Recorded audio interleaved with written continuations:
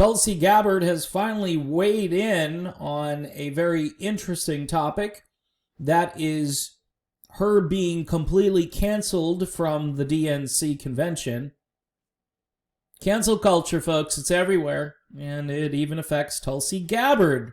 Wow, amazing. And this is after Tulsi bowed to Joe Biden on the Jimmy Dore show a few months ago and did her advertisement there, or her campaign spot, saying that she was endorsing Joe Biden because, well, he and his wife Jill are nice people, that she had a relationship with Beau Biden, and so that was the reason she was endorsing, which a lot of us found absolutely repulsive when we heard it, and hasn't changed much. I understand it.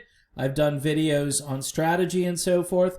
I understand that this is her vehicle to get to where she wants to go, but it's a car with wheels that are falling off.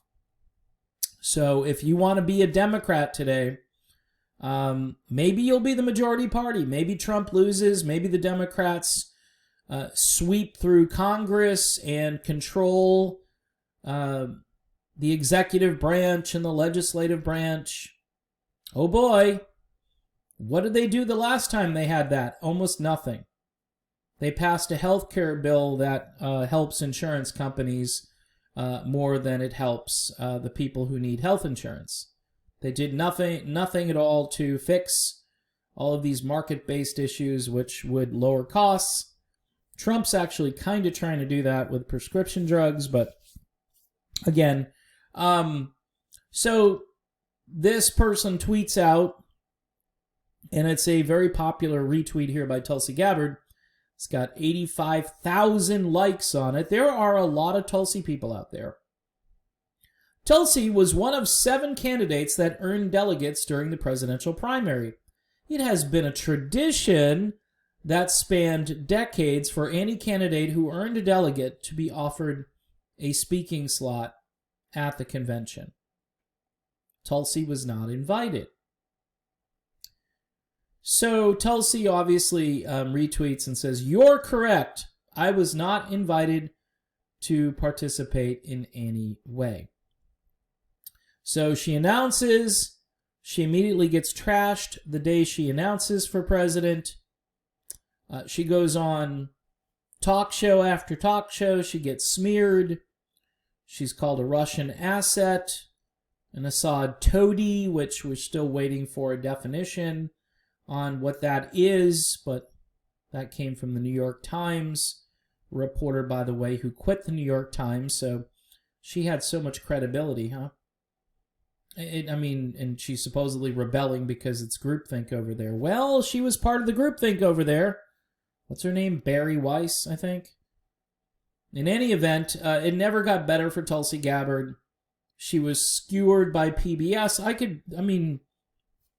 Pretty much every appearance, if it wasn't Tucker Carlson, it was a nightmare for Tulsi Gabbard.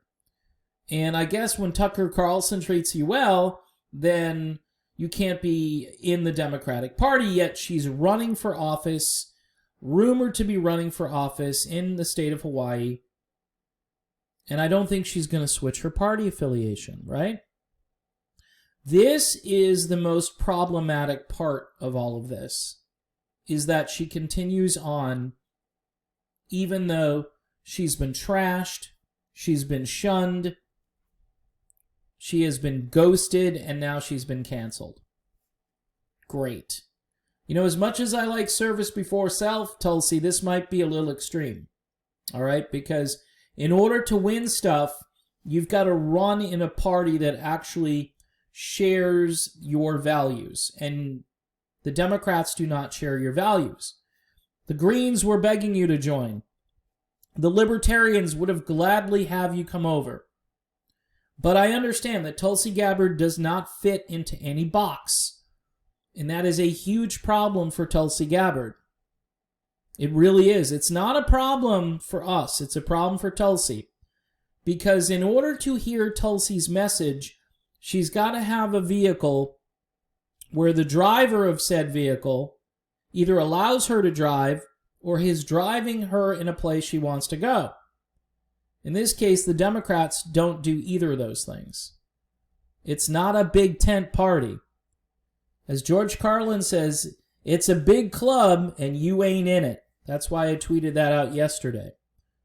That's how I felt reading this tweet. It's a big club, Tulsi, but you ain't in it.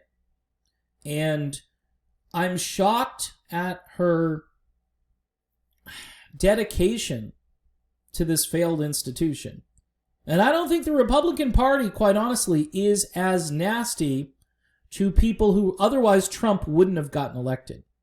Yeah, there was some resistance to Trump within the Republican Party, and it was by the same people, the same type of people that resisted Tulsi Gabbard in the Democratic Party.